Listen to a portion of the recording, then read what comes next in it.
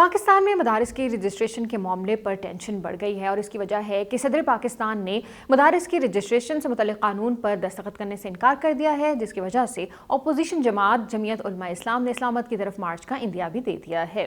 یہ قانون اکتوبر میں پارلیمنٹ سے منظور ہوا تھا اور اس قانون کے تحت تمام دینی مدارس کو سوسائٹیز ایکٹ کے تحت رجسٹرڈ ہونا تھا۔ اس قانون میں تمام دینی مدارس کو پابند کیا گیا ہے کہ وہ اپنی تعلیمی سرگرمیوں اور سالانہ آڈٹ رپورٹ حکومت کو لازمی جمع کروائیں گی۔ اس کے ساتھ دور حاضر کے مضامین بھی مدارس میں پڑھائے جائیں گے۔ اس کے ساتھ ساتھ مدارس میں عسکریت پسندی پر مبنی لیکچرز کی اشاعت اور تعلیم نہیں دیں گے، جس سے معاشرے میں فرقہ واریت اور مذہبی تعصب کو ہوا ملے۔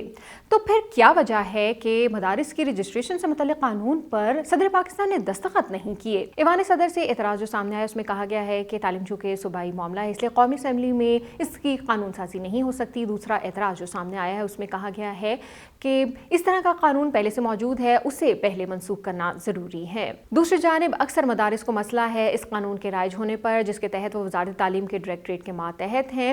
یہ ادارہ مدارس کے مالی معاملات، سالانہ آڈٹ اور اساتذہ اور طلباء کے کوائف پر نظر رکھتا ہے۔ اس کے ساتھ ساتھ وہ مدارس کے نصاب میں تبدیلی کی ہدایت بھی دے سکتا ہے، جسے مدارس کو ماننا ضروری ہے۔ تو اب مولانا فضل الرحمان کے حمایت یافتہ دینی مدارس کا کہنا ہے کہ اگر مدارس ڈائریکٹوریٹ آف ریلیجیس ایجوکیشن کے ماتحت ہوں گے تو اس سے ان کی آزادی سلب ہوگی اور حکومت کی مداخلت مدارس میں بڑھ جائے گی۔ دوسری طرف کچھ مدارس کے منتظمین کا یہ خیال ہے کہ یہ ڈائریکٹوریٹ موضوع ہے اور اس ڈائریکٹوریٹ کے ہونے سے طلباء کو اسکالرشپس اور جو مدارس ہیں ان کے معیار میں بھی بہتری آئے گی۔ اب دوسرا ایک اہم پہلو یہ بھی ہے کہ حکومت کو مدارس کی رجسٹریشن سے متعلق قانون کو منظور کروانے کے لیے JUI کی حمایت درکار تھی اور اسی کے بعد 26ویں آئینی ترمیم منظور ہوئی تھی۔